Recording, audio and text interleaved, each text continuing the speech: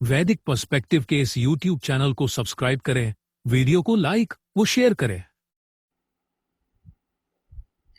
ओम यम अग्निम मेध्या तिथि है कर्णव ईद ऋता दधि है तस्य प्रेषो दीदियुः तम इमाहा ऋचः तम अग्निम वर्धयामसि। जिस अग्नि का मेध्य अतिथि मेधावी अर्थात मैंने प्रदीपन किया ऋत से अधिकार पूर्वक उसकी प्रकृष्ट इच्छा शक्तियां प्रदीप्त हुई, उसके ये वेद मंत्र हैं, उस अग्नि को अभिवृद्ध करते हैं। यह मंत्र ऋग्वेद के प्रथम मंडल के 36वें सूक्त का यह 11वां मंत्र है। कैसे व्यक्ति की? जो मेधावी अतिथि है, जो घूम घूम कर यात्रा करता हुआ अपने ज्ञान का प्रकाश जन सामान्य तक पहुंचाता है, उसके विषय में यहां पर बात की गई है।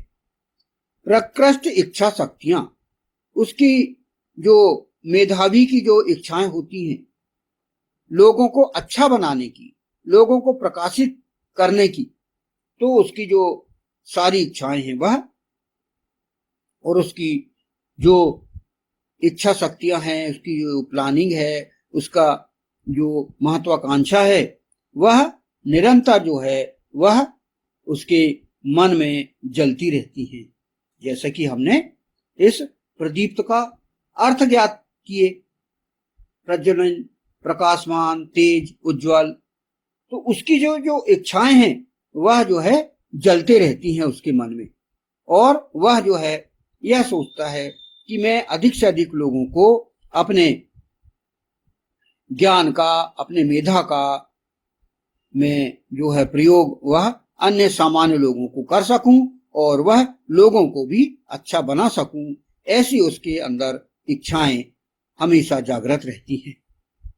वह निरंतर वेद ज्ञान के प्रचार प्रसार हेतु अनेकों योजनाएं और अनेकों कार्य स्वेच्छा से करता रहता है।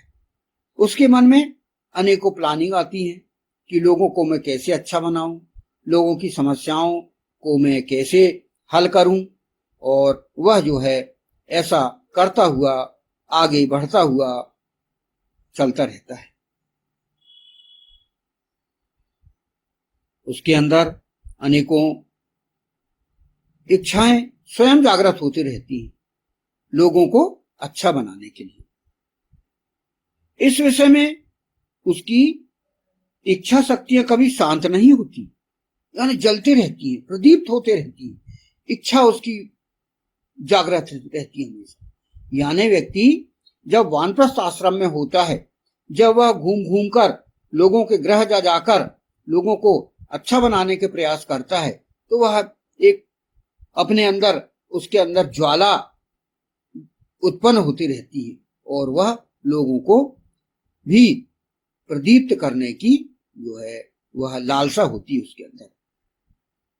वेद का संदेश, ईश्वर का संदेश, वेद का संदेश और ईशान का संदेश, अर्थात वेद के चारों भाग, ऋग्वेद, यजुर्वेद, सामवेद और अथर्ववेद, इनका संदेश अधिकाधिक लोगों तक पहुंचाने के लिए वह हमेशा प्रयत्नशील रहता है।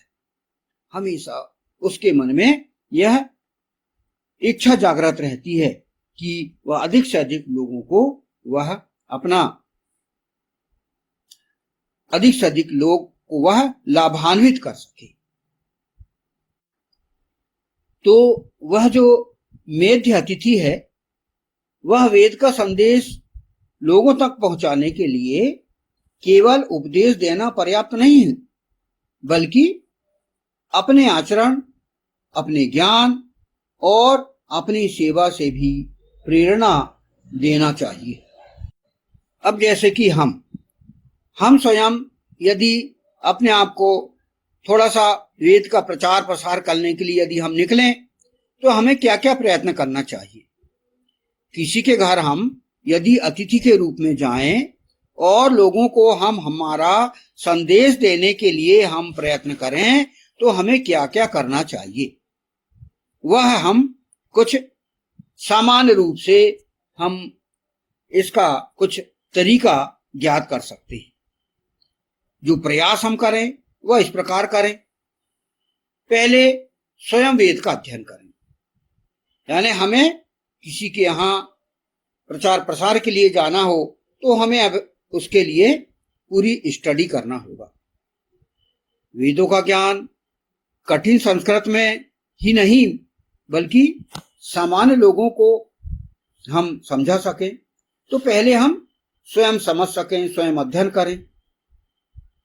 पहले हम जो है मूल वेदों के सिद्धांतों को समझें, उसमें जो व्यवस्था दी गई है, जीवन की व्यवस्था, जीवन जीने की व्यवस्था, जीवन जीने की कला, पति पत्नी के संबंध, पिता पुत्र के संबंध, राजा प्रजा के संबंध और जो भी राजनीति, अर्थनीति जो भी इस वेद में बताई गई है उसको हम पूरी तरह से आत्मसात कर लें और धर्म, सत्य, ज्ञान, यज्ञ, सेवा और सदाचार जो उस वेद में बताया गया है उसे अच्छी तरह से हम समझ लें।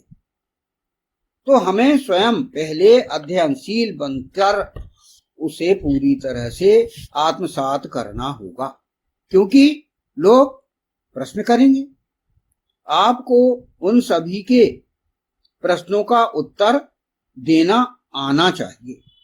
इसलिए आप अपने गृह में पूरी तरह से होमवर्क कर लें।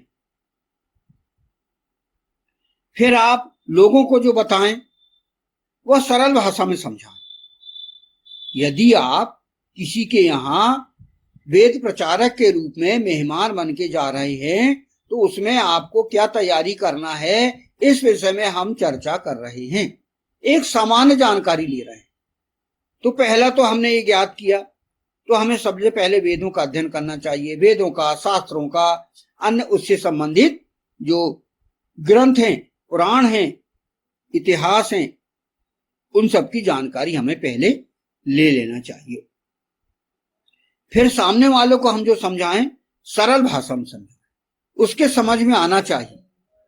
वास्तव में जो वो भाषा समझता है, जो वो लैंग्वेज समझता है, उस लैंग्वेज में हमें समझाने का प्रयास करना चाहिए। जैसे कि श्रीमद् भगवद गीता के जो संस्करण हैं वो अनेकों भाषाओं में निकले हैं। हम देखते हैं अन्य जो धर्ममत वाले लोग हैं वह भी अपने अपनी जो धर्म के ग्रंथों का अन्य विभिन्न भाषाओं में अनुवाद करके लोगों तक पहुंचाने का प्रयास करते हैं। तो वही हम भी करें। हम वेद के सरल अर्थ को तैयार रखें और लोगों को जीवन व्यवस्था आत्मसात करवा सकें। इसलिए वेदों का ज्ञान कठिन संस्कृत में ही नहीं बल्कि सामान्य लोगों की भाषा में सरल उदाहरणों के साथ बताना आना चाहिए ताकि लोग आत्मसात कर सकें जीवन व्यवस्था। फिर हम और क्या करें? आचरण द्वारा प्रेरणा दें। हमारे आचरण ऐसे होना चाहिए कि लोग हीरो वर्शिप करें, हमारे आचरणों का अनुगमन करें, हमें देखकर वे भी आचरण में लेने का प्रयास करें। यदि हमारा जीवन धर्म, सत्य, अनुशासन और करुणा सेवा से भरा होगा तो लोग स्वतः ही खुद ही प्रभावित होंगे।